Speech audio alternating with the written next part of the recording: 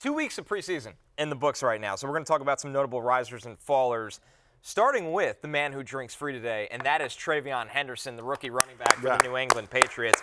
Boy, does he look good, guys, averaging 7.6 yards per carry this preseason. He's been targeted on 44% of his routes. The Patriots need an explosive weapon in this offense, Matthew, and they're looking to get the most out of their second-round running back. Yeah, Ramondre who?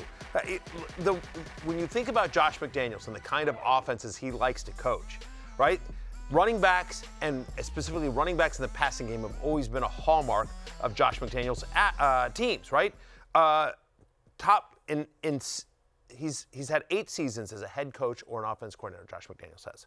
In 6 of those 8, at least 6 of the last 8, I should say, 6 of the last 8, his teams have ranked top 5 in running back target share. Like, again, that's just a stat that tells you what you know if you ever watch a Josh McDaniels team, especially recently, is that, like, they throw to the running back. And so they're going to use, on a team that doesn't have a ton of explosiveness but has a little bit more this year than they have previous regimes, they're going to use TreVeyon Henderson in smart ways, creative ways, get him in space, take him over. Like, I don't think he's going to be a bell cow running back, but I don't think he needs to be. That's right. I think this is, I could see usage similar to Jahmyr Gibbs' rookie year.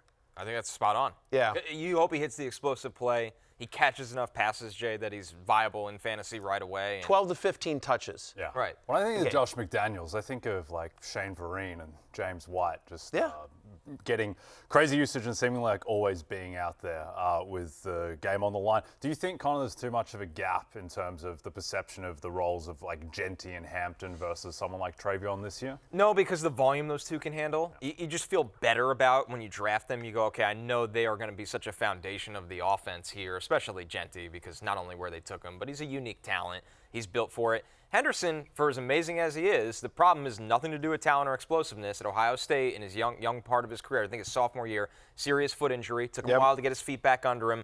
He ended up playing all 4 years through his senior season. A lot of running backs don't do that. He's healthy now, but he was always a guy that Ohio State got the best out of when they were careful with his touches, even that national championship season. So that's why there is that gap. But he will have weeks where he hits the 60-yarder and he scores with those guys. Yeah, I think I tweeted out something like, my timeline was basically like, who's the greatest Patriot of all time? Is it Tom Brady or TreVeyon Henderson? Like, just the hype is unbelievable. And, I do worry. I think he's going to be a very good fantasy player this year.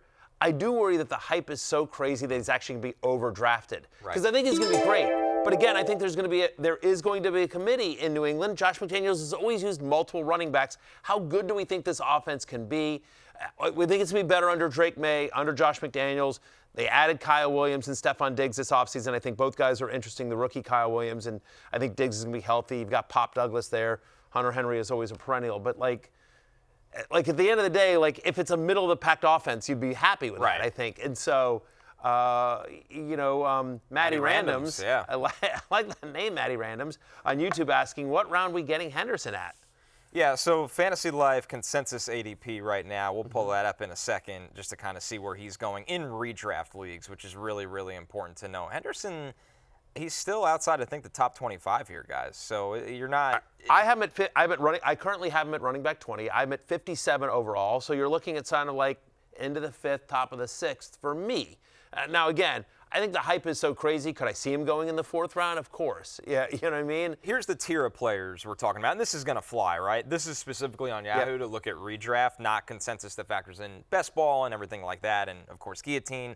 He's kind of in this bucket of Caleb Johnson, DeAndre Swift, the two in front of him, Aaron Jones, Brian Robinson Jr., another guy we're going to talk about in a second, Tyrone Tracy, are behind him. I would guess, Matthew. I'd rather have him than all those guys. Me too. I think you're going to be drafting him closer into the R.J. Harvey, David Montgomery, which is 20 and 21 out of the running backs very soon. Maybe higher. And by the way, that's where I am. I am at running back 20. Right. So, again, you can go to rotoworld.com, NBCSports.com to check out my rankings for free. Of course, I'm a company man. All right, we're going to keep it rolling here. Another question from Zach on YouTube. Is it crazy to take Henderson? Say the full name, Connor. Nana Boo Boo. Yeah. Is it crazy You to think take? that's his given name? No, that's why I didn't say it. You don't think so? I don't It's know an what it alias. means either. Yeah. He probably dresses like I Jay will in first say class. the Nana Boo Boo name is well known throughout parts of Australia as being royalty down there. Yeah. Right. There's a community in Alice Springs. Yeah, of course. Is it crazy to take Henderson over someone like Breece Hall or Ken Walker? So for perspective on that, Breece Hall is going as RB14. Ken Walker's going as RB17. I mean, nobody would call you crazy. I wouldn't do it. I'm still taking Breece. By the way, Omarion Hampton, Chuba Hubbard, Kenneth Walker, Alvin Kamara, and James Conner are those running backs ahead of David Montgomery. So, yeah, I mean, I need an update on Ken Walker's foot because Mike McDonald gave a one-word update yesterday. And it's like, here we go again. Like, yes, he is unable to practice right now with the foot.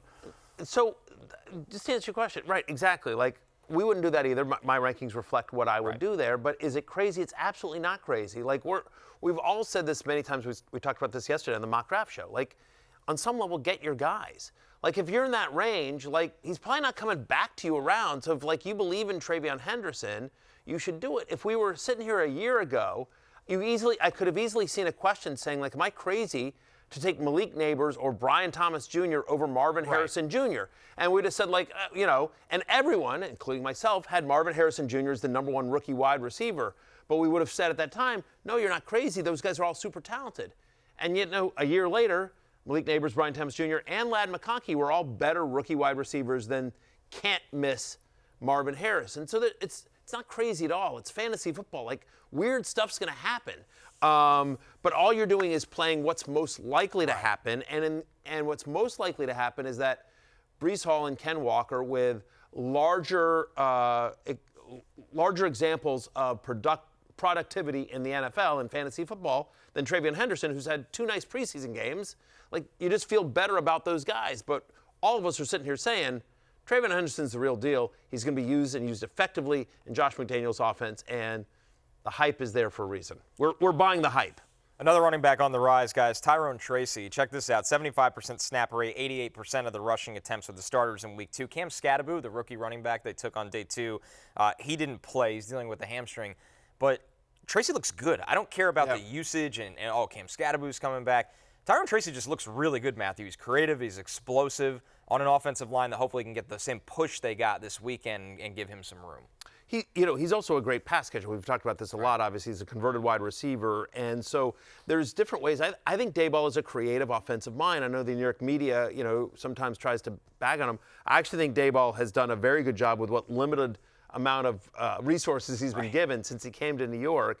So they're going to find different ways to get Tracy the ball, get him in space, try to be creative with him. You think about last year, he had 12 starts, averaged almost 17 touches a game, averaged over 13 fantasy points per game. He proved that he wasn't just kind of this converted wide receiver that was going to be a gadget guy, like that he was a legit NFL wide receiver. The only question about him coming into this year is when healthy, is Scadaboo's usage?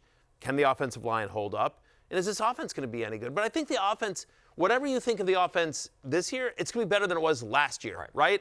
Whether it's Russell Wilson or Jackson Dart, their quarterback play will be significantly better than what they were last year. Second year of Malik Neighbors, who's a true star. I like Theo Johnson as a breakout here. We're getting some nice reports about Wan'Dale Robinson.